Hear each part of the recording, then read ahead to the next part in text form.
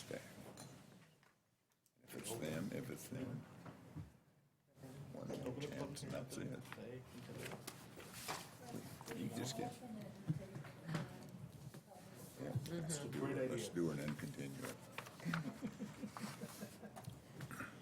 Well, let's see what staff has to say. I will go, whoops. Yeah. I will go ahead and start tonight's meeting. First, I'd like to thank you for joining us. For the record, it is Wednesday, July 5th at 6 p.m. We'll start with roll call.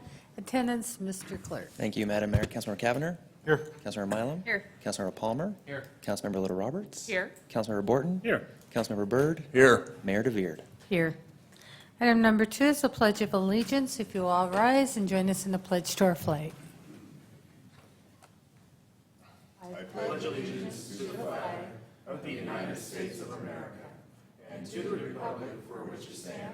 One nation under God, indivisible, with liberty and justice for all.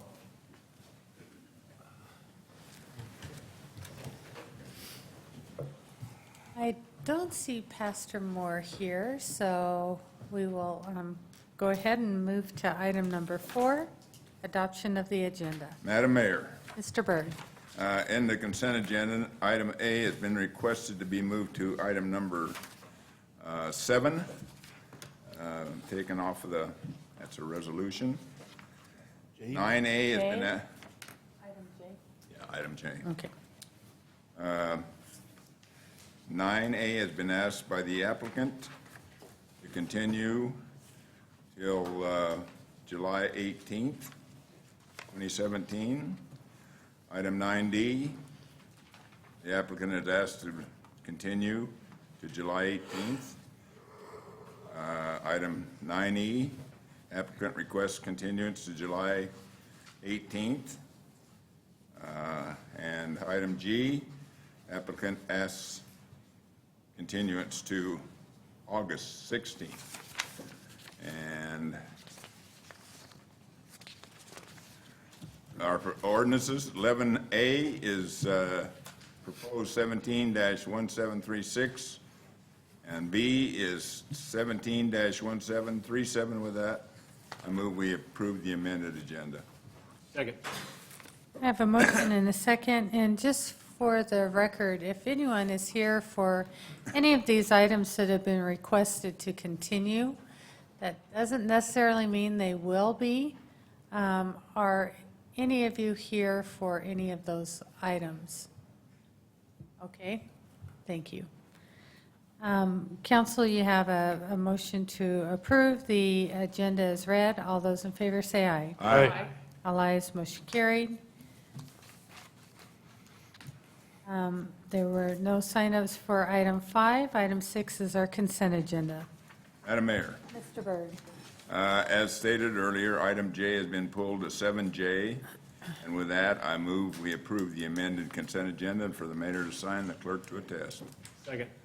I have a motion and a second to approve the consent agenda as amended. Mr. Clerk, will you call roll? Thank you, Madam Mayor. Councilmember Cavanagh. Aye. Councilmember Mylum. Aye. Councilmember Palmer. Aye. Councilmember Little Roberts. Aye. Councilmember Borton. Aye. Councilmember Byrd. Aye. All ayes, motion carried.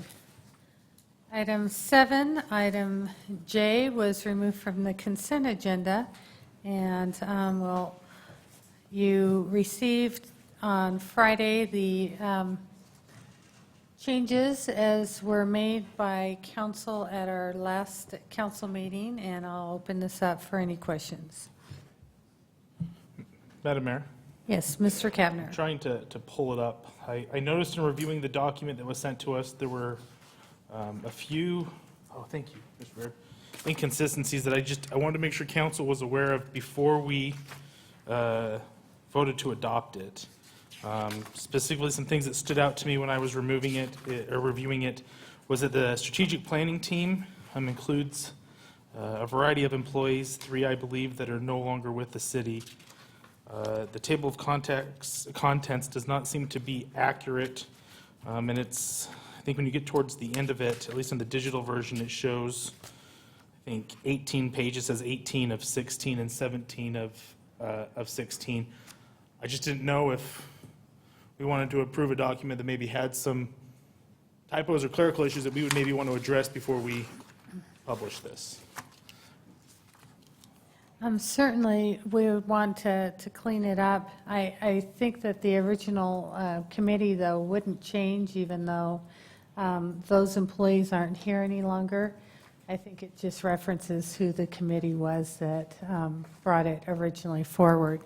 But those other items certainly can be cleaned up. And council, we can either approve it with the notations and in that fashion, or we can bring it back next week, whatever your pleasure is. I'd prefer to approve a clean copy, would be my preference. Okay? And then, Okay, we will move that then to next week, and it won't be on the consent agenda. I think it should just be for any discussion. Madam Mayor?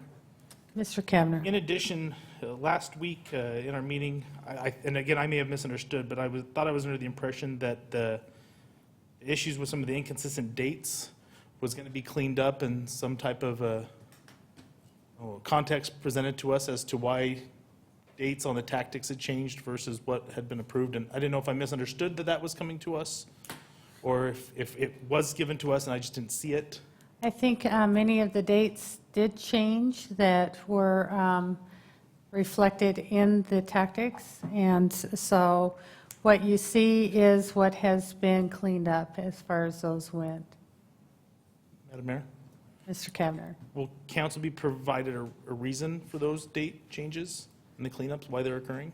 I would imagine you can go into the program and see it in the notes. If not, again, I think that we've talked about the dates on a number of occasions, but the fluidness of the plan is really part of the tactics, and the tactics at the time and the dates were the best guess at the time that it was presented to the council. So really, the dates that are in this document that is being requested to approve are the dates that have been vetted, and they will still change as tactics are started and they find that not all of those dates were realistic. That will be provided in that semi-annual update to council. Madam Mayor, just Mr. Kavner? for a point of clarification, council still does not have access to that software tool, so we're not able to log in and view that. You have not been able to access it from your offices? Madam Mayor, Yes. we're a citizen council. My office, for the most part, is in my home, and I was under the impression that we had a software tool that would allow us to remote in. I know IT's working through that, but we still have not been given that access to be able to log in remotely.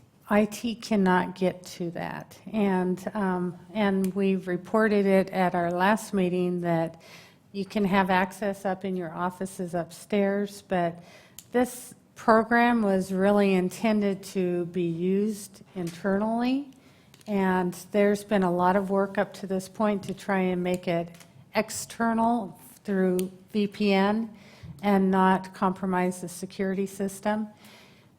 That's why we continue to say internal, you can come and use the computer upstairs. And I understand that you're a citizen council, but this is an internal tool. Madam Mayor, and if the rest of the council had heard that. You want to pull your thing closer I have to to pull my mic closer, Sorry. Madam Mayor. And Madam Mayor, if all the council had heard that we aren't going to have access to that now, and I just misheard, then my apologies, and I will make some time so that I can review it. You do have access, but that access will be through the internal system here at City Hall. This computer right here should do it. And yes, and this computer does it Great. as well. Any further questions? Okay, we'll put this on again for discussion next week. Item 8A is under community items, presentations. And Caleb, Chris. Bless you. Bless While this is getting pulled up, Madam Mayor, members of the council, it's great to be in front of you tonight. Today, we're going to have a brief presentation, a very high-level presentation about our 5-year consolidated plan that will cover the program years for the Community Development Block Grant program here at the City of Meridian for the next 5 years. In addition to that, it will outline some of the funding allocation recommendations that we have for you regarding what we do with the CDBG funds that we are getting for this next program year. To kind of kick off the process, I do kind of want to make the note that it is going to be kind of a high-level, quick review of things. The consolidated plan that should have been attached to this item on the agenda is well over 100 pages. It's not something we're going to get into today, nor do I think that the agenda permits us to get into very much detail today. But we do want to introduce you to kind of some of the goals, the priorities, and the findings that we had there, and how we hope to evolve this CDBG program in our community over the next 5 years. Throughout the process of figuring out how we do that, how we identify these goals, we've been working with BBC Research and Consulting, who helped us 5 years ago on our last consolidated plan. We have Heidi Agler here to kind of review some of the processes we went through in terms of surveying and getting data and information from our community, and how we figured out what some of the needs and the goals are for this program moving forward. And so at this time, I'd like to invite Heidi to come up and talk about the things that she and her organization have worked with. Thank you for joining us. Thank you. Thank you, Chris, and good evening, everybody. Good evening. So this evening, I'm going to spend about 10 minutes talking about the research process that we did to develop the priority needs for this next 5-year planning period. I'll start with a little bit of background about the consolidated plan for those here who are not familiar with the document, and then we'll talk about the proposed strategies and the first-year action plan's recommended allocation. City of Meridian is what HUD calls an entitlement community, and that means that the city is entitled to receive federal block grant dollars directly. You don't have to apply to the state to get those funds. As a condition of receiving those funds, you need to do a plan called a consolidated plan, an annual action plan, and that basically tells the public how you propose to spend the dollars that you receive from HUD. And then something called an analysis of impediments to fair housing choice, which is a review of fair housing barriers in the community. There are a number of things that you can do with a community development block grant. It's a very flexible program. It was developed by the Nixon administration many years ago.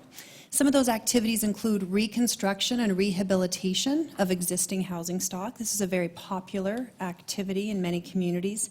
Down payment assistance to help renters who want to be owners access home ownership. You can build community facilities. You could improve parks and recreation facilities. You can also build those facilities that help the infrastructure, underlying infrastructure, streets and sidewalks. You can demolish property for new use. You can fund code enforcement. Those are a little trickier to do. Provide employment assistance. We typically see that at the state level. And then a certain proportion of CDBG, 20% you can use to, 15% you can use to help social services with operations. And those operations have to help people who have needs, including at-risk youth, persons with disabilities, persons who may be experiencing homelessness or at risk of homelessness, seniors, victims of domestic violence, and people with HIV/AIDS, which is a separate program under HUD. The City of Meridian receives about $350,000 every year. This plan is for a 5-year planning cycle. In the past, Meridian has improved recreation facilities at the elementary school, provided a scholarship program for the Boys and Girls Club, the students who attend their activities, funded the Meridian Food Bank, provided homeless case management assistance through a local nonprofit, funded Senior Resource Guide. A good portion of the money has gone to sidewalk construction to improve pedestrian access and help people with disabilities maneuver throughout the city. Down payment assistance, another activity that Meridian has used, provides street lights and emergency rental assistance through another nonprofit. We did a number of things to develop the priority needs for this 5-year cycle and for the annual plan. We did a demographic analysis. We looked at housing affordability and how that's changed in Meridian over the last 5 years.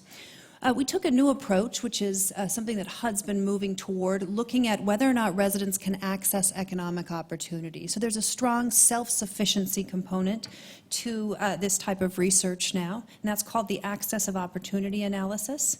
We looked at the needs of persons with disabilities, and we assessed for housing challenges.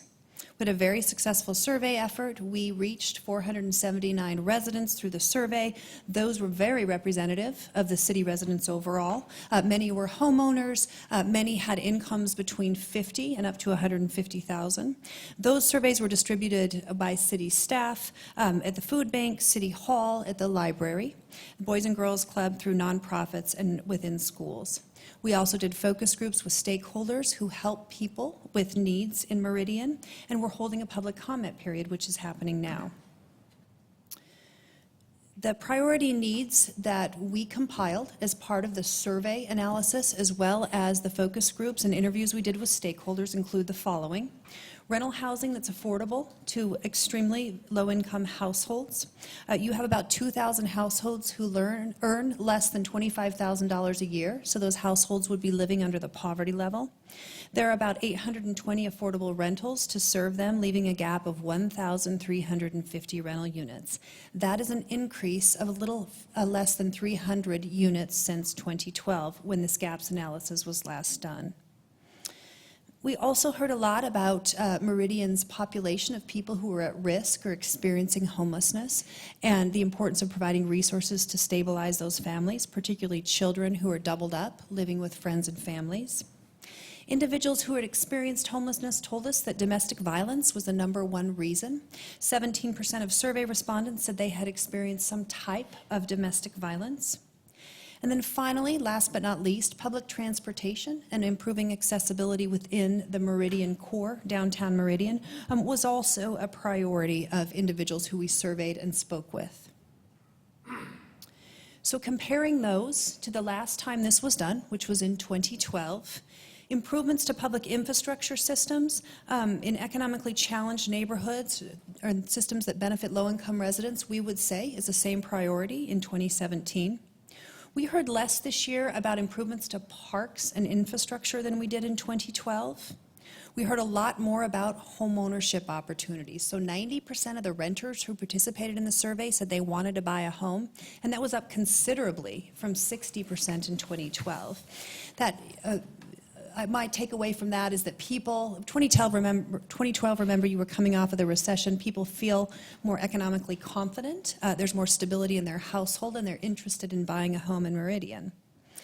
And then finally, in terms of programs and services, this was also true of Nampa, where we did work 5 years ago. Less of an emphasis on employment, skill-building activities. People are gainfully employed now. The economy is very strong. And there's more of a focus on people who have acute needs, such as victims of domestic violence, stabilizing their household environment. A couple of graphics that I pulled out that are in the report that reflect the priorities of residents who participated in the survey.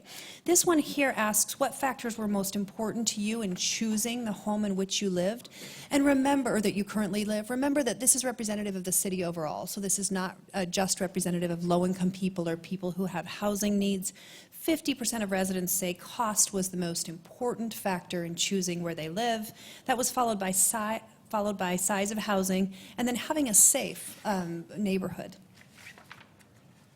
We asked the renters, if you had to move today, how hard do you think it would be to find a new rental unit? And on a scale of extremely difficult, which is 0, to extremely easy, which is 9, the average was 2.6. So renters feel like it's pretty hard to find housing, affordable rentals right now. We also asked what improvements would you make if you were in charge of the city of Meridian, and people prioritized roads and public transit. Those were their first 2, followed by parks and recreation, sidewalks, affordable homes for purchase, and then supporting local business development. So with that, we have recommended the following 5-year goals. Stabilizing and reducing the rental gap.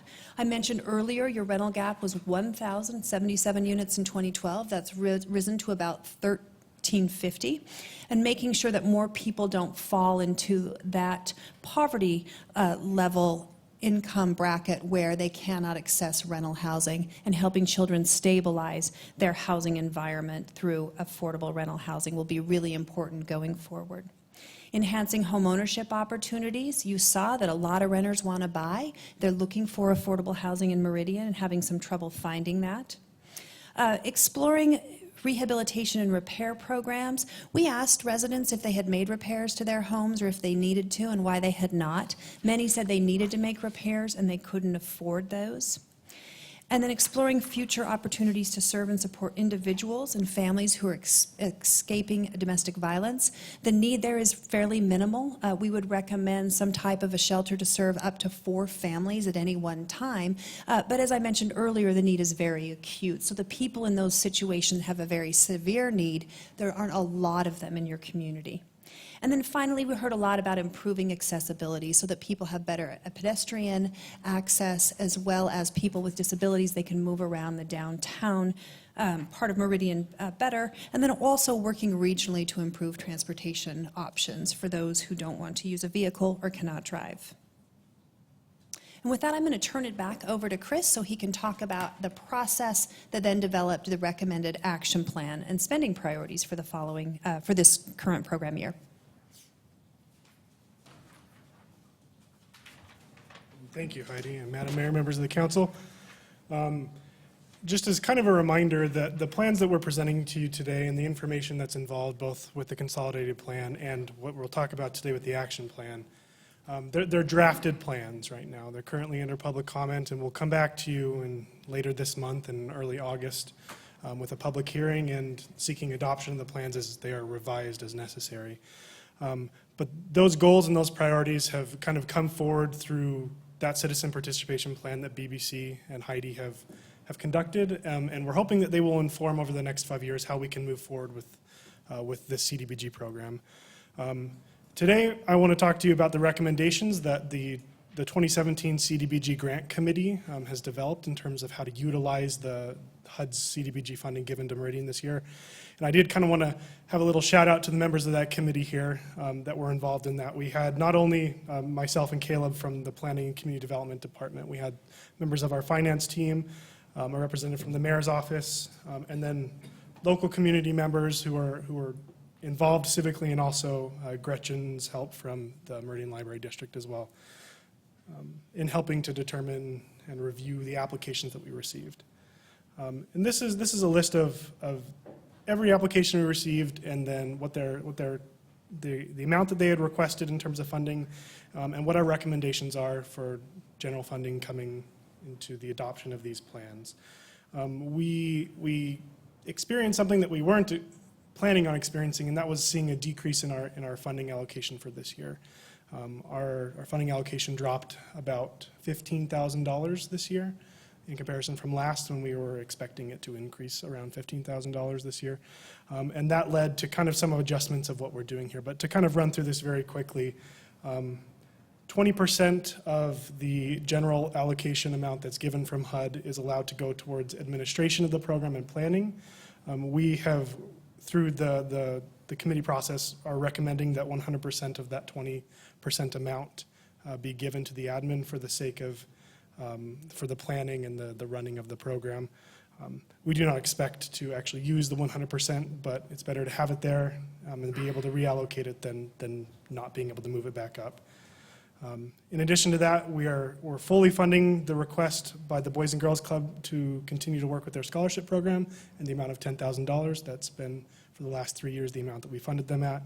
The Meridian Food Bank requested $40,000, and we were able to recommend that a full allocation of that request is what we think is best, which is an increase of about $5,000 in funding that they've received in past years. Jesse Tree, who provides emergency rental assistance, requested $15,000 this year in CDBG funds, which is more than double what they got this last year.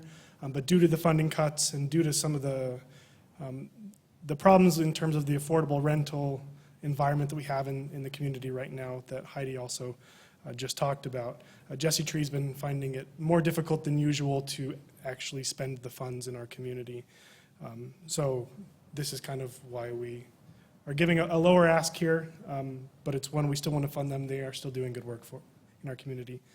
The organization Estigos, which is a newer homelessness prevention organization, had come to us with an application talking about providing motel vouchers for individuals who are fleeing domestic violence. The committee had concluded to not move forward with funding that program for this year, although the idea, as Heidi just noted, is an acute need in our community, but it is very important for those who are experiencing that particular situation. Full funding is being recommended to the Boise City, Ada County Housing Authority and NeighborWorks Boise, who have been for the last number of years providing down payment and closing cost assistance to those individuals who want to buy a home in Meridian. They've been great partners. We've been working very well with them. And then lastly, the sidewalk construction project in the downtown area that has been proposed and we've talked about a number of times here through Meridian Development Corporation. We're recommending that $147,000 be allocated there, which is a little bit more than half of their ask. But in terms of us seeing reduced funding this year and conversations we've had previously with you all at council about maybe splitting the construction up over a couple of years, that's what our committee has decided to recommend. Meridian Development Corporation also put in a couple applications for another phase of design in a different area that needs sidewalks and for funding for their facade projects. And due to funding constraints, we've chosen not to move forward with recommending those projects. To kind of make those numbers turn into people, because this is what HUD wants us to do and how we would like to see it here, is it's not just giving money to organizations, it's giving money to organizations to help Meridian residents. So at the very most basic level, the food bank is helping thousands of individuals every program year as we fund them. The Boys and Girls Club is helping many children as well who are struggling in their families in terms of finances, in addition to those who are getting help by Jesse Tree and then the home buyers here. Well over 2,000, oftentimes 3,000 to 4,000 individuals get help through this program every single year with critical needs that they stand in need of in our community. To kind of highlight what's coming up next, on June 23rd, we opened a public comment period on these two plans. They're available right now, both hard copy in the Community Development Office, also online. Notices about this public comment period and the subsequent public hearing have been put in the local newspapers and also been blasted on the city's social media and put online. So we're trying to get as much public involvement as we can here. But during the regular city council meeting on the 25th of July, we'll hold a public hearing for these plans to get open public testimony about how we can move forward. And then between that time on the 25th and August 16th, we'll work on revising this and getting these plans adopted and submitting them to HUD for final approval. Just for the public record, anybody who has public comments, you can reach me via phone, email. Email is the easiest, but phone, email, or in written letter, or in person by any of the means that are listed right here. And with that, I want to invite Heidi back up and give you guys a few minutes to answer some questions. Again, I know that today is a packed meeting for you all. And I and Caleb are more than willing and able to meet one-on-one or in a smaller group if you have more detailed questions. But if there is anything that you're concerned with or you have questions about right now, we'd love to entertain those questions.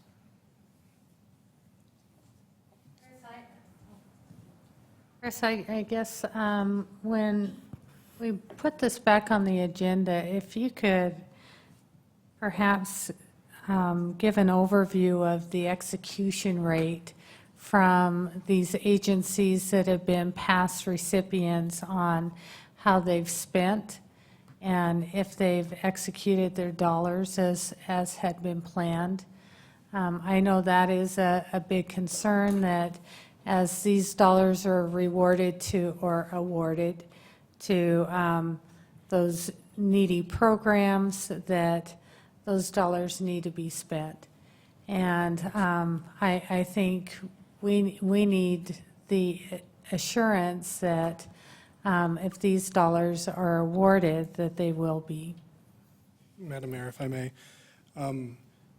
In the Community Development Department this year in particular, we feel super confident because we're working with a lot of partners that we've worked with before. We made it a point in our committee meeting in terms of developing these recommendations that to give special weight to those organizations who have proven to us that they can and do use the money in the way that they say they will, in a timely manner, in a way that really benefits and impacts the community. And I'll definitely include that in our next conversation in a couple of weeks.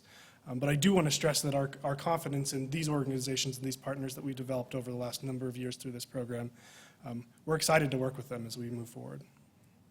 Thank you. Council, any questions? Madam Mayor. Mr. Kavner? Christopher, just a couple of questions. One, I noticed that the evaluation committee was lacking a city council member. I know in the past, council members have participated. Is there a reason why we didn't have council participation this year? And if there is or isn't, it would be great that we have a council member involved in the future. Madam Mayor, Do you want him to he ask? probably wants me to answer it. first? Madam Mayor, if Okay. I could concede to Sure. Councilmember Palmer. Okay, Mr. Palmer. Madam Mayor and Councilman Cavanagh, I kind of stayed out of it, given my intense objection to the entire program last year. I just kind of watched it, observed a lot of the conversation that was going on, watched as the different projects were discussed, and had no major objection to those. And so my plan this year was to take it a lot easier than I did last year on the program, and make sure that I knew everything I could about it by observing more than getting into it and complaining about everything. Be a little more mature about it this year than I did last year. So that next year going in, assuming I'm still granted the opportunity to be liaison to community development, then I can go and be a little bit more help to the program instead of just a big objection this year. Madam Mayor, and Councilmember Kavner and Councilmember Palmer, and I hope that Councilmember Palmer, you don't feel that in any way, shape, or form that we didn't do our due diligence to reach out to you and to involve you. But I do want that known that we did reach out to Councilmember Palmer. We did get feedback where it was provided and where he felt it was adequate to provide. But there was an absence this year of council presence in this committee in terms of the decision-making.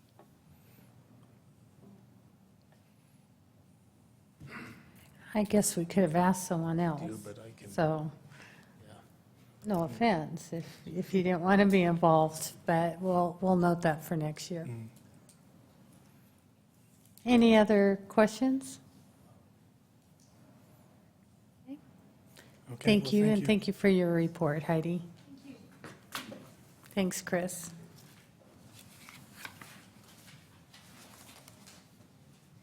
Okay, under action items, I guess for item 8 or 9A, the applicant has requested continuance to July 18th.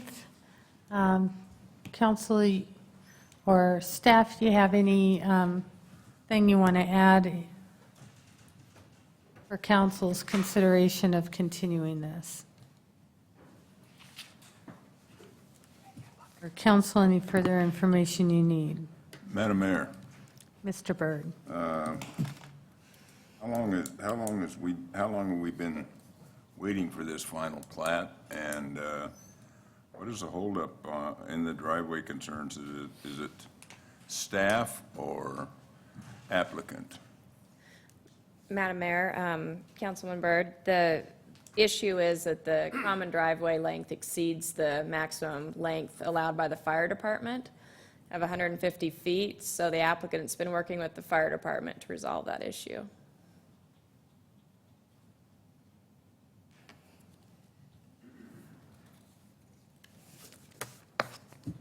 How many times have we continued this?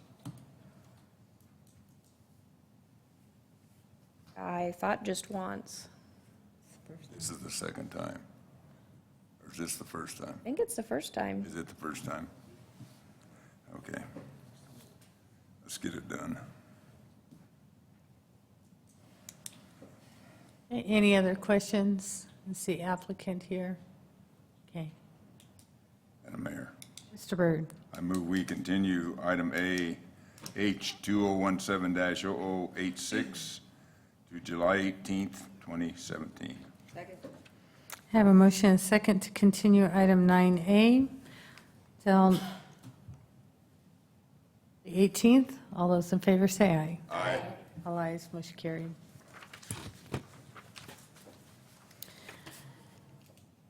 Okay, Council, if you'll allow me, the gentleman is here to hear one of these items that were requested to continue. Sir, can I find out which item you are here for? Item G?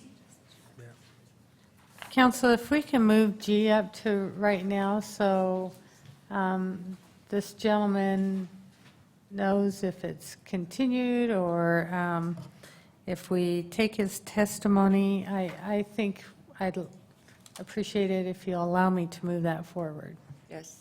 Madam Mayor, I have my permission. Okay? I will go ahead and ask for item 9G, which the applicant has requested continuance to August 16th.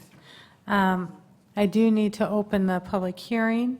This was continued from June 27th, I believe, for appropriate signage. But if I can have staff give an overview of why the request is to be continued to August. Evening, Madam Mayor. The applicant reached out to myself on Friday with concerns over, let me back up. It was originally continued because there was an issue with posting the property. So that's why it was continued to this evening. On Friday, the applicant reached out, indicated that the property owner had been out of town and had some concerns regarding some of our conditions.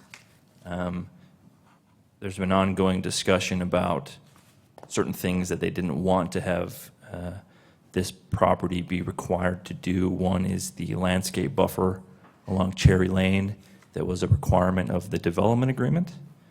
And they're modifying the development agreement as part of this application and attempting to remove that landscape buffer along their property. Staff's concern is if we do that, we may never get the landscape buffer that we typically require. The other concern they have is they want to have direct access to Cherry Lane from that single-family home that exists there. And our condition is that they provide an internal access and not have that access to Cherry Lane. There's also some continuing discussion with Public Works about how this property will be adequately serviced with utilities. So there's a number of concerns still on the table that haven't been addressed. Okay, so I will open this public hearing so that we can accept that. This is about G, correct? D. G. G. Oh, gee. So I guess to the public here, without having the presentation from the applicant and what specifically, it sounds like there's still negotiations with the city to see what might be presented for proposal. We could take your testimony tonight because I do not want to waste your time. Okay. Council, I am opening the public hearing for H 2017-0055. I understand we won't have a staff report or an applicant presentation, but I will ask for public testimony. And, sir, if you would like to please come forward.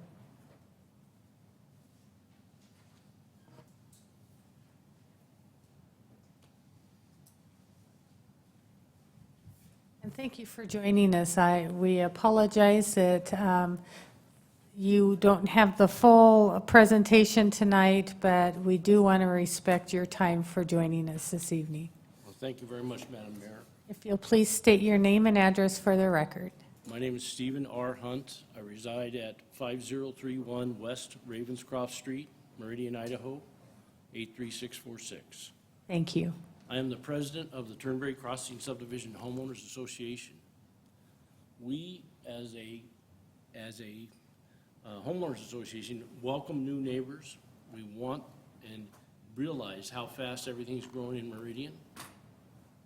We accept the conditions that are being negotiated right now.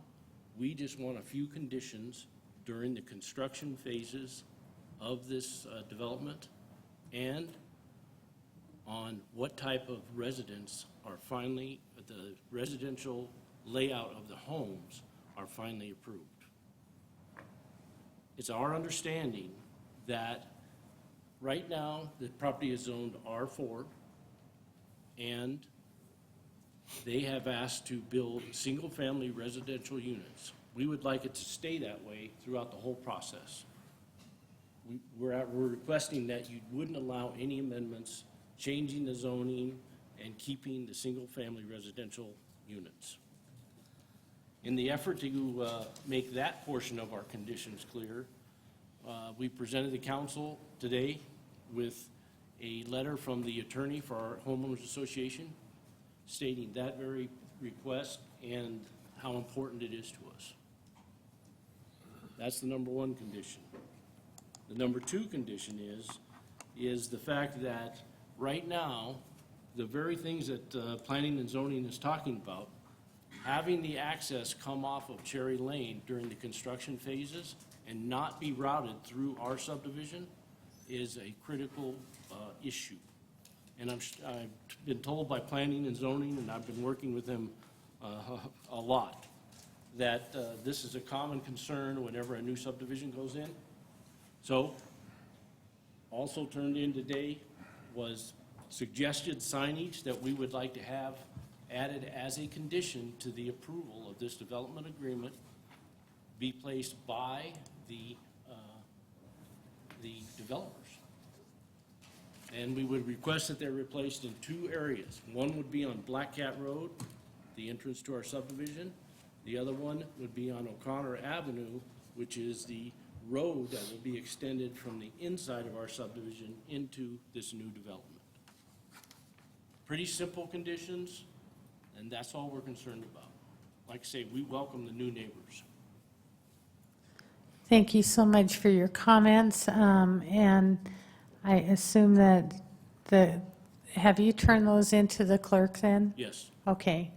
I guess to staff and the clerk, can you make sure that on August 16th, when this is heard, that that's attached and in front of council that evening? I know it will be in the public record, but just as a reminder. Okay? And just so you'll know, the group effort here, we had a petition, we hand carried it throughout the subdivision. The clerk has copies of every signed petition copy. So we're, as a community, we're welcoming the new neighbors, but we just want these conditions. Thank you, and that petition will be part of the public record. So we appreciate you joining us this evening, and if council is open, we will, I would take a motion to continue this item to August 16th. And just for your point of reference, the public hearing will be continued to then, if you want to join us again and see how the process works out. Sure, if I'm here in town, I'll be here. If not, someone else from the board of directors will be here. Okay, thank you so much. Hey, thank you all.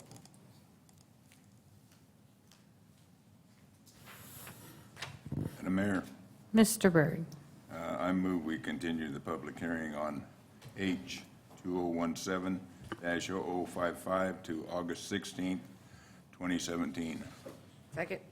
Have a motion and a second to continue this public hearing on item 9G to August 16th. All those in favor say aye. Aye.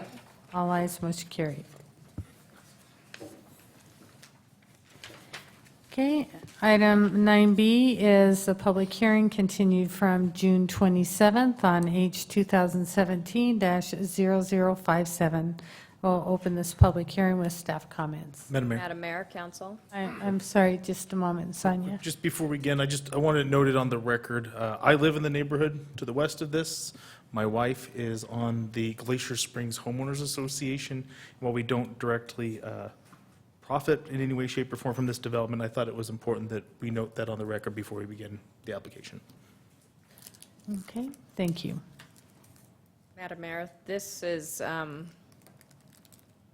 don't believe this is by Councilman Cavanaugh's home. Wrong one.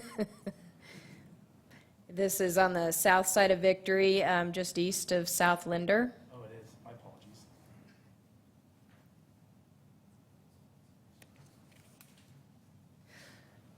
Madam Mayor, would you like me to proceed? Okay. This application is a request for annexation and zoning and a preliminary plat. This site consists of 5 acres of land. It's zoned RUT in Ada County and located at 1155 West Victory Road. The comprehensive plan future land use map designation is low-density residential, which is 3 or fewer units per acre. The applicant is requesting annexation and zoning of 5 acres of land with an R4 zoning district and council approval of a step up in density from low-density residential to medium-density residential. The gross density is slightly over that desired in low-density residential designated areas of 3 or fewer units per acre. The proposed gross density is 3.37 units per acre. The preliminary plat consists of 16 single-family residential detached building lots and 2 common lots on 4.75 acres of land in the proposed R4 district. The plat does depict an average lot size of 10,151 square feet. There is an existing structure on the site that is proposed to remain on a lot in the proposed subdivision. Access is proposed via the extension of an existing stub street at the east boundary from Kentucky Ridge Estates subdivision. Another stub street is proposed in alignment with that street to the west, which will extend with the development of Edge Hills subdivision. A 25-foot wide landscape street buffer is required along Victory Road as proposed with a detached 5-foot wide sidewalk. Because this site is below 5 acres in size and large lots are proposed, the UDC does not require any open space or site amenities to be provided, nor is staff recommending any. The applicant has submitted 7 photos of homes that will be similar to those constructed within this development and will be architecturally compatible with those constructed to the east in Kentucky Ridge Estates subdivision. These photos all depict at least 2 different material types and stone and brick veneer accents. The commission did recommend approval of the proposed project. Matt Schultz, the applicant's representative, testified in favor. No one testified in opposition.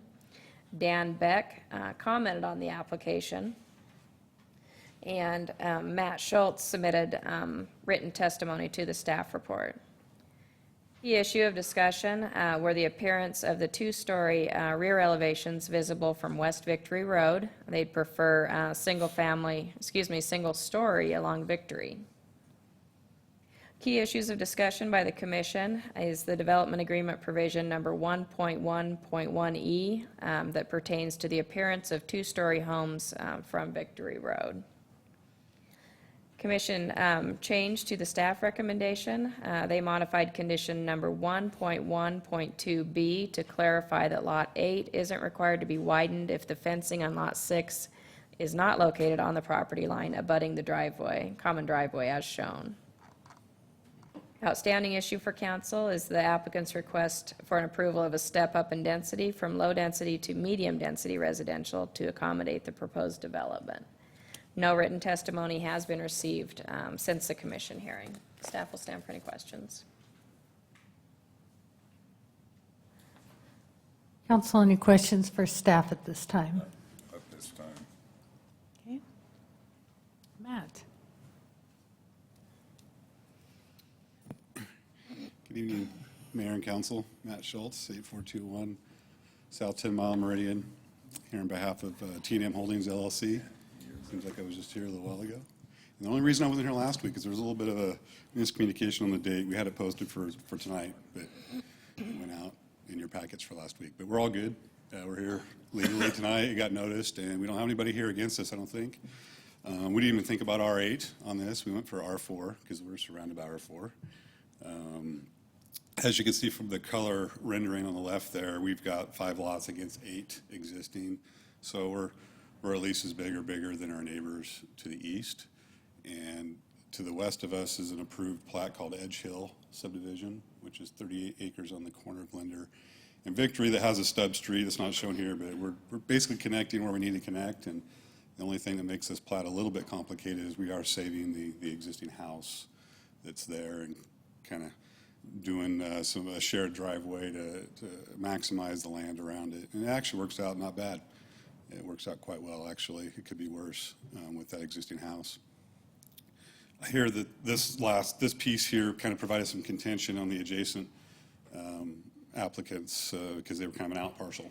Well, it's good to bring in the out parcel and plan it and be done with it, and it just kind of fits in, I think, like the last puzzle piece. So we agree with staff's recommendations for approval. Really don't think there's any issues with the R4. I know staff evaluates things a little differently now that we're asking for a step up, even though we are R4. I think you'll see quite a few R4s. They're a little over 3 to the acre, but it's still R4, and they're still bigger. Like she said, average 10,000 square foot lots. So with that, we'll ask for your approval. Thank you. Council, any questions? Okay, thank you. This is a public hearing. Is there anyone who wishes to provide testimony on this item? Okay.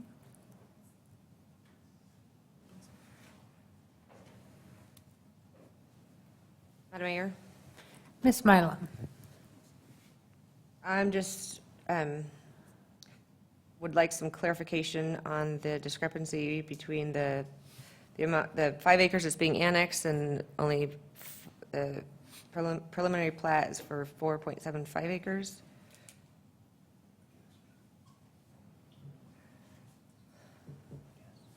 If I could, Mayor. It's 5 acres to the center line. The zoning goes to center line, whether we own it or not, but we only own, the right-of-way is owned by ACHD. So there's a 0.25 acres of right-of-way Okay. that's not included in our ownership. Thank you. Yep.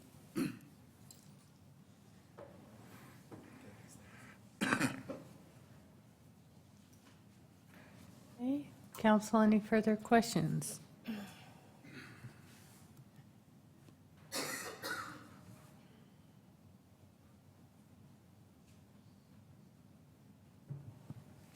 Madam Mayor, Mr. Borton. if there's not, I'd move we close the public hearing on item H 2017-0057. Second? I have a motion and a second to close public hearing. All those in favor say aye. Aye. All ayes.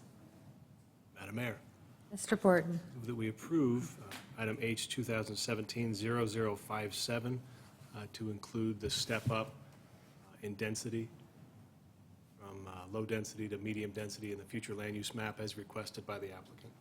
Second? I have a motion and a second to approve item 9B as stated.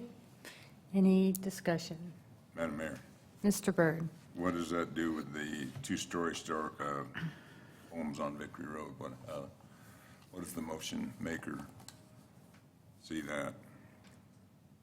Modifying 1.12B?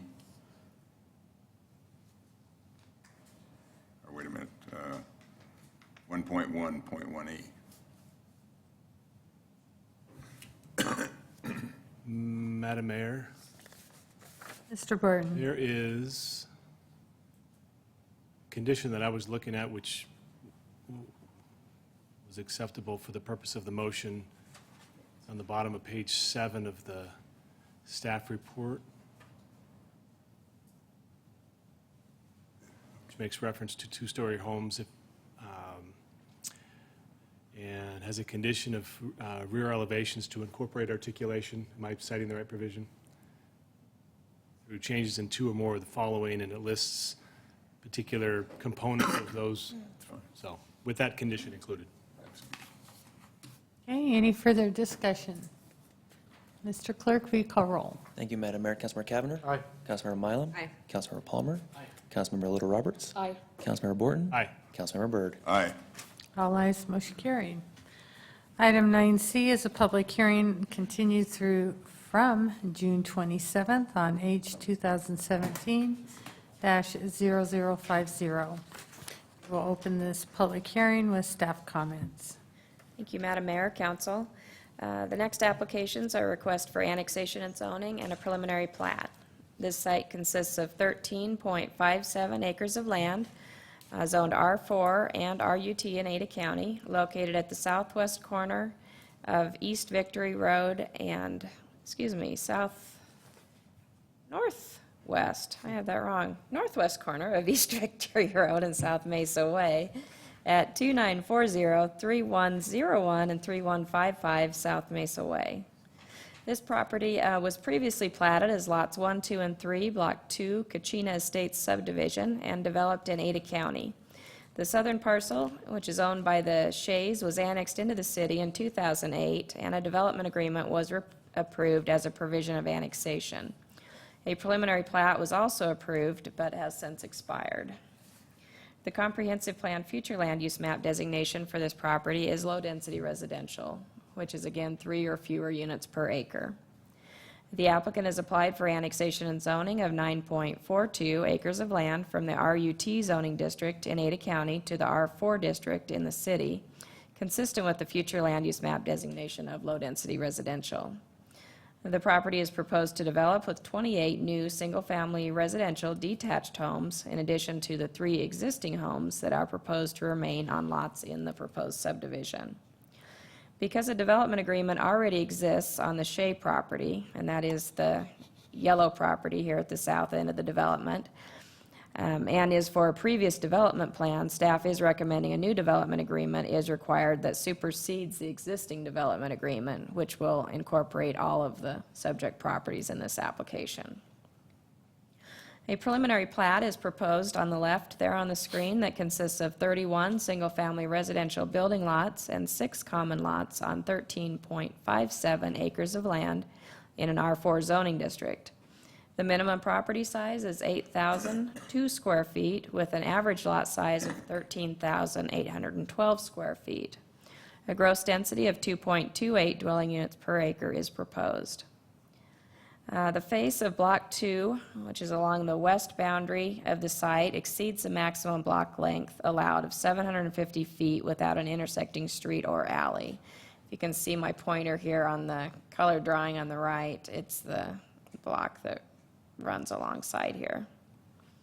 The applicant is requesting council approval of the block length, which measures approximately 900 feet in length, as allowed in the UDC when the block design is constrained by certain site conditions that include an abutting urban development with no vehicular or pedestrian stubs.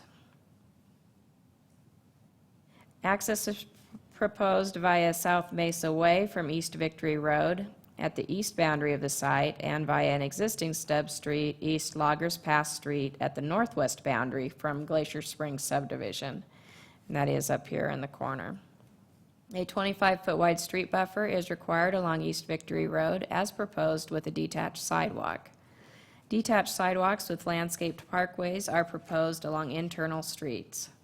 Mitigation is required for all existing healthy trees, 4-inch caliper and greater, that are removed from the site.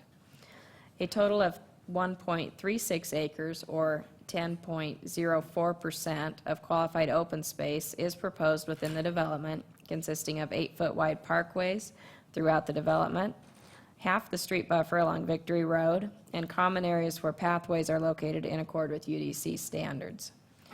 A segment of the city's multi-use pathway system is proposed along the 10-mile creek on this site as an amenity which will connect to existing pathways to the east and west. The 10-mile creek runs along the north boundary of the site and is just north of that green common area. The applicant has submitted photos of homes that will be similar to those proposed to be constructed within this development. The commission recommended approval of the annexation and zoning and preliminary plat requests. Dan Lardy, the applicant's representative, testified in favor, No one testified in opposition or commented. Written testimony was received from Dan Lardy, the applicant's representative, in response to the staff report, and from Liz Ikanis. Excuse the mispronunciation. Key issues of discussion was concern regarding the requirement for a water main connection out to South Mesa Way. Staff was amenable to removing that condition, which was number 2.1.1, as lots, excuse me, 11 through 13 will be served by installing long water services to these lots. Secondly, the concern regarding the removal of existing mature trees along the west boundary, trenching along the west boundary, damaging root systems of existing trees on Glacier Springs property, and construction work done on the site that may jeopardize the safety of their pets. Key issues of discussion by the commission.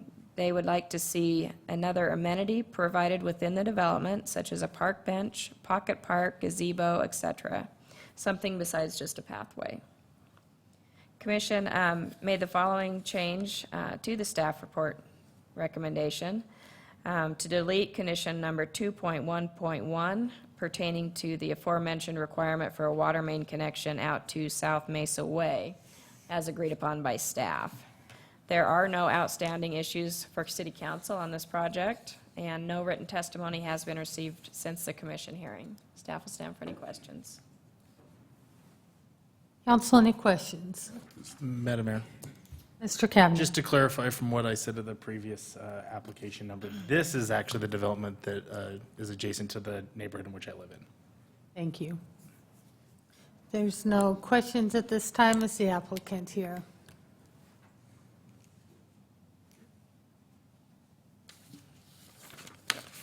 Good evening. If you'll please state your name and address for the record. Certainly. Good evening, Madam Mayor, council members. Dan Lardy, Levitt and Associates Engineers, 1324 First Street South, Nampa, Idaho. First of all, I'd like to say thank you to the staff. They've done a wonderful job. I don't know what I can improve on as far as the staff report goes. It is consistent with the neighboring subdivisions, both to the left or to the east and to the west. It is an infill parcel. It connects to two local roads, which provides a connectivity path through into the neighboring subs, and allows for possible future development to the north on those parcels that are still enclave parcels. So with that, we agree with the staff report. We're totally in agreement with it, and we'll stand for any questions and look forward to your approval. Is that brief enough, I Madam guess Mayor? just as a point of discussion, the commission would like to see another amenity in the open space. Did you, were you proposing something? We did not submit anything. I discussed that with my client this morning or this afternoon, and he said that he was willing to put in a park bench, similar to what the commissioner had stated in the commissioner hearing. Okay. Council, any questions? Thank you, sir. Thank you. This is a public hearing. Is there anyone who wishes to provide testimony on this item?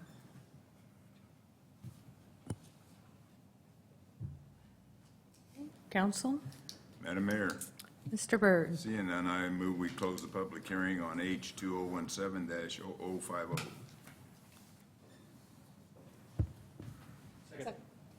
I have a motion and a second to close the public hearing. All those in favor say aye. Aye. All ayes, motion carried. Madam Mayor, Mr. Byrd? I move we approve H 2017-0050 and to include all staff and applicant comments, including comment of a bench being put in as an added amenity. I have a motion. Do I have a second? Second. Okay. Council, any discussion on this item? Mr. Clerk, will you call roll? Thank you, Madam Mayor. Councilmember Cavanagh. Aye. Councilmember Mylum. Aye. Councilmember Palmer. Aye. Councilmember Little Roberts. Aye. Councilmember Borton. Aye. Councilmember Byrd. Aye. All ayes, motion carried. Item 9D is a public hearing on H 2017-0075. We'll open this public hearing with staff comments. Madam Mayor, Council, the applicant for item 9D and item 9E, Healthy Living Subdivision and Condominiums, short plats, have requested continuance to the July 18th meeting. That is due to the applicant working with the county to correct a deed to finalize adjacent right-of-way dedication. We can't process a short plat unless all adjacent right-of-way has been dedicated. When staff accepted this application, it appeared that that had been done, but apparently there was a discrepancy in the right-of-way. That needs to be corrected before we can proceed with this application. That's the reason for the request. Okay. Council, if you have no objection, I'll also open the public hearing for item E on H 2017-0076. As stated by staff, there are some technical issues for the continuation of this item, and would look for your motions. Madam Mayor, Mr. Byrd. I move we continue H 2017-0075 to July 18th, 2017.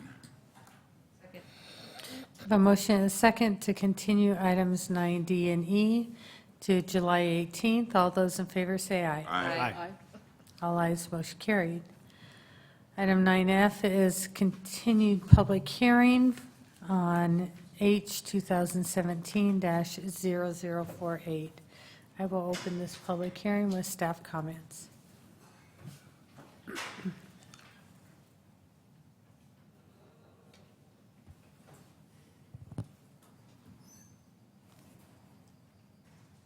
Madam Mayor, I believe, did you reference Sonia's second healthy living project? I think that's a similar situation there. She stepped out, but that was the similar. I asked for D and E. I only put up E. I didn't go with H 2017-0076. I thought we had separate motions. No, I opened both of them up. But if your I would motion was... include that. Okay. H 2017-0076 to be continued to July 18th, 2017 also. Second. Okay. I have a motion and a second on item 9E to continue to July 18th. All those in favor say aye. Aye. All ayes. That was my fault.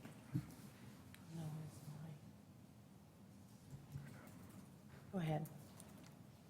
So on to 9F, correct? I had already opened the... Okay, I just wanted to make sure that was clear. Okay. So this is an application for a preliminary plat for what's called the Nursery Subdivision. This property is located at 570 South Linder Road, which is south of Franklin, north of the freeway, but east of Linder Road. History on this property: in 2006, the property was annexed and zoned as what is called the Nursery Subdivision and granted preliminary plat approval for 25 lots. That plat has subsequently died. The comprehensive plan future land use map designation for this property is medium-density residential. The applicant is requesting a preliminary plat which consists of 29 building lots and 5 common lots, and the plat is proposed to develop in one phase. The gross density for this subdivision is 5.28 dwelling units per acre, with a net density of 7.65 dwelling units per acre. As you can see on the map in front of you, this property, as I said, is zoned R8, so that falls within the density allowed. The site currently contains multiple buildings. The existing buildings span across proposed lot lines and do not meet setback requirements for the requested zone. Therefore, all existing buildings should be removed or relocated in accordance with the building setbacks of the R8 zone prior to signature on the final plat by the city engineer. And then per UDC 113A6, all irrigation ditches, laterals, or canals exclusive of natural waterways and waterways being used as amenities, which intersect, cross, or lie within the area being subdivided, shall be covered. The Kennedy lateral in this area runs along the southern portion of the site and has partially been piped. Move over to the plat here. So as you can see, following my mouse here, the Kennedy lateral runs along this area. It's partially been piped. The applicant is proposing to continue that. The applicant submitted, this is a landscape plan The applicant is proposing to landscape a section along Linder Roadway, common lot, and is proposing to landscape a portion of the pathway that will run along the Kennedy, as you can see, followed by my mouse. The applicant did submit some conceptual elevations and renderings for future homes in this development. Building materials appear to consist of a variety of siding materials and patterns, and stucco and stone veneer accents. The commission did recommend approval of this project. A summary of the commission public hearing, Jim Jewett, the applicant, is in favor, along with Derek Kerner. In opposition were Renee Jones. Commenting were Bob Clammer, Brett Carpenter, and Renee Jones. Did receive written testimony from the applicant.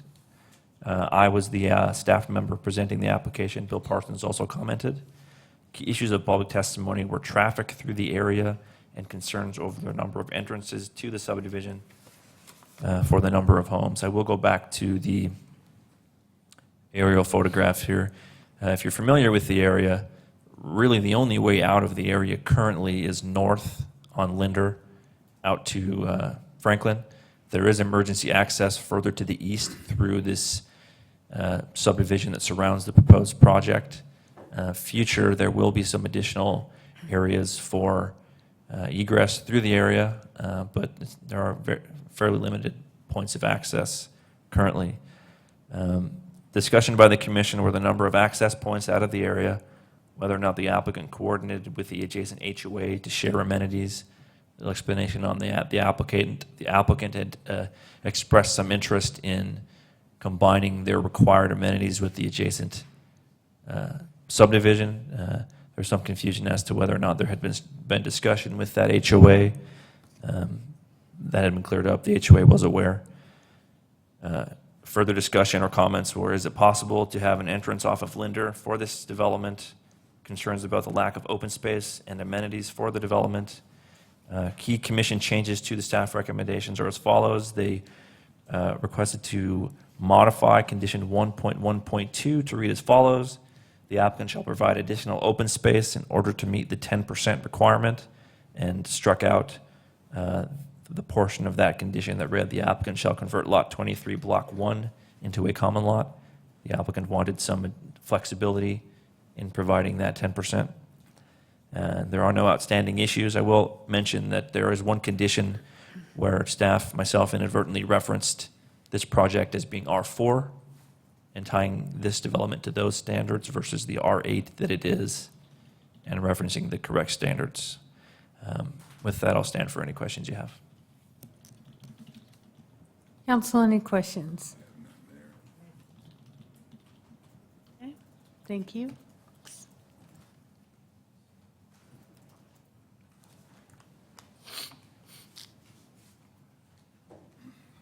Good evening. If you'll please state your name and address for the record.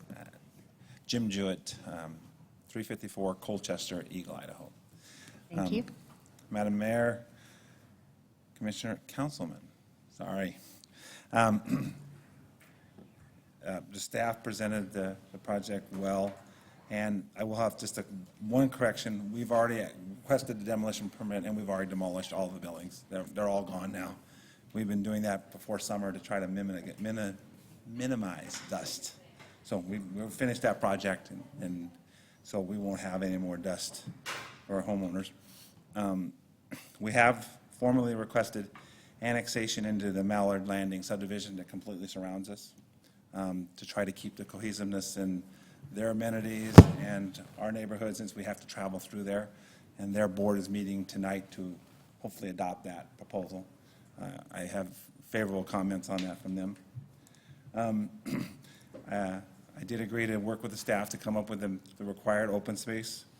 I'm trying to keep a diversity of lots here in 50s and 60s to give me a little bit different product type instead of all the same in a row. And the ability to work with staff and make sure I get the right open space to meet that instead of just making lots smaller to require the open space. The staff's workable with me. So with that, I would stand for any comments. So, Jim, you haven't, then, you're not bringing forward a proposal for what that open space would look like? I made a proposal to staff, and they indicated they were in agreement with that, which was to create along the pathway some additional trees that would allow the pathway to be qualified as open space, then meeting my requirement. So it wouldn't actually require me to grant additional open space, it's just part of my open space wasn't being allowed in the calculation. And staff can probably speak to it more than I could. Okay. Do you want to maybe give greater clarity? Because that would be nice. Absolutely. We allow pathways to be considered towards open space if they're landscaped on either side in a certain way that meets code. As you can see on the landscape plan, he's not shown the landscape materials that would be required. In order to do that, he's required to provide 5 feet of landscaping on either side of the pathway. And I believe my discussions with the applicant are that if he provide 5 feet of landscaping in an easement on the north side, and if you're following, then place the fence on the other side so that that 5 feet of landscaping in an easement would be along the pathway itself, and that it be maintained by the HOA, that would meet the intent of the pathway and the landscaping that would be required. Does that make sense? So the pathway is 5 foot with an additional 5 feet planting strip for trees? Correct, on both the north side and the south side of the pathway. So that corridor is 15 feet. Okay. No, the corridor is 20 feet with the additional 5. The additional 5 was what we added. It is wide enough to accommodate the requirements of code. Okay. And again, the additional 5 was not calculated in our calculations. We had adequate space, he just wasn't calculated under the code. By making the change and adding the 5 feet, it's now calculatable under the code, under the 10%. And the addition of the trees. And the trees, right. The Okay. trees is a requirement. Okay. Council, any questions? Thank you. Madam Mayor, we had one sign up. Rocky Hammer, I believe is the last name, signed up in favor but didn't wish to testify. Okay. Is there any further testimony? Anyone who wishes to testify in this item? Okay, council, any questions?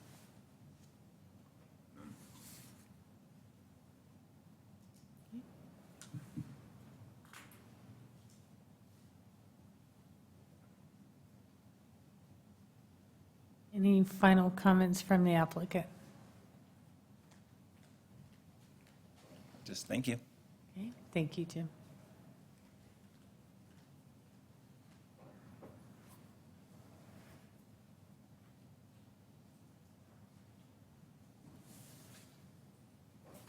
Madam Mayor, Mr. Borton, if there's no comment, I would move we close the public hearing on item H 2017-0048. Second. have a motion and a second to close the public hearing on item 9F. All those in favor say aye. Aye. All ayes. Madam Mayor, Mr. Borton, move that we approve H 2017-0048 to include staff and applicant comment with specific reference to the open space solution that was just presented to us. Second. I have a motion and a second to approve item 9F. Any discussion from council? Mr. Clerk, will you call roll? Thank you, Madam Mayor. Councilmember Cavanagh. Aye. Councilmember Mylum. Aye. Councilmember Palmer. Aye. Councilmember Little Roberts. Aye. Councilmember Borton. Aye. Councilmember Byrd. Aye. All ayes, motion carried. Item 9A, or sorry, 10A, under Department Reports is a budget amendment for the discussion we had last week. Council, any questions?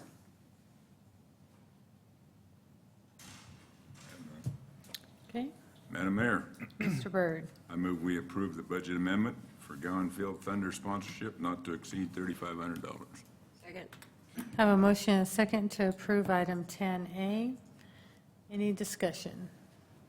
Mr. Clerk, will you call roll? Thank you, Madam Mayor. Councilmember Cavanagh. No. Councilmember Mylum. Aye. Councilmember Palmer. No. Councilmember Little Roberts. Aye. Councilmember Borton. Councilmember Byrd. Aye. The ayes have it. Item 11A is ordinance 17-1736.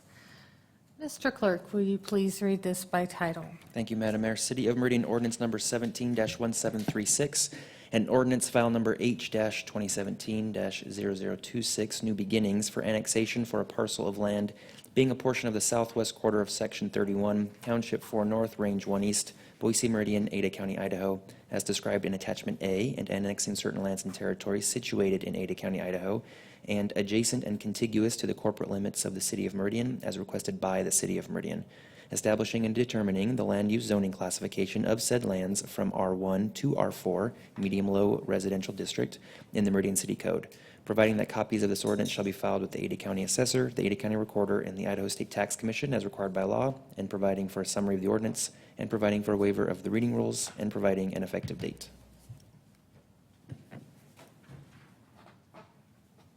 You've heard this ordinance read by title. Council, do I have a motion? Madam Mayor, Go ahead. Ms. Mylum. move that we approve ordinance number 17-1736 with suspension of rules. Second. I have a motion and a second to approve item 11A. Mr. Clerk, will you call roll? Thank you, Madam Mayor. Councilmember Cavanagh. Aye. Councilmember Mylum. Aye. Councilmember Palmer. Aye. Councilmember Little Roberts. Aye. Councilmember Borton. Councilmember Byrd. Aye. All ayes, motion carried. Item 11B is ordinance 17-1737. Mr. Clerk, will you please read this by title? Thank you, Madam Mayor. City of Meridian ordinance number 17-1737, an ordinance repealing the Uniform Street Name and Address Number Ordinance as set forth in Meridian City Code, Title 8, Chapter 2, Sections 1 through 9, regarding title, purpose, definitions, approvals required, designation of street names, street address numbering, variances and appeals, validity and violations and penalties, and replacing it with the Uniform Street Name and Address Number Code, Title 8, Chapter 2, Sections 1 through 13, regarding title, purpose and applicability, definitions, approvals required, delegation and rescission of authority, standards for designation of street names, street address numbering standards, street name signs, posting address numbers, process for naming new streets, changes to existing street names, address numbers, variances and appeals, validity and violations and penalties, and providing an effective date. Ralph, this would be a really interesting one. Would you like to hear it read in its entirety? Okay. Loss. Madam Mayor, Ms. Mylum. I move that we approve ordinance number 17-1737 with suspension of rules. Second. I have a motion and a second to approve item 11B. There's no discussion. Mr. Clerk. Thank you, Madam Mayor. Councilmember Cavanagh. Aye. Councilmember Mylum. Aye. Councilmember Palmer. Councilmember Little Roberts. Aye. Councilmember Borton. Aye. Councilmember Byrd. Aye. That was a nail biter. All ayes. Okay, item 12, any items to consider for future agendas? Okay, hearing none, council, I would entertain a motion to adjourn. So moved. Second. All those in favor say aye. Aye. All ayes. Wow.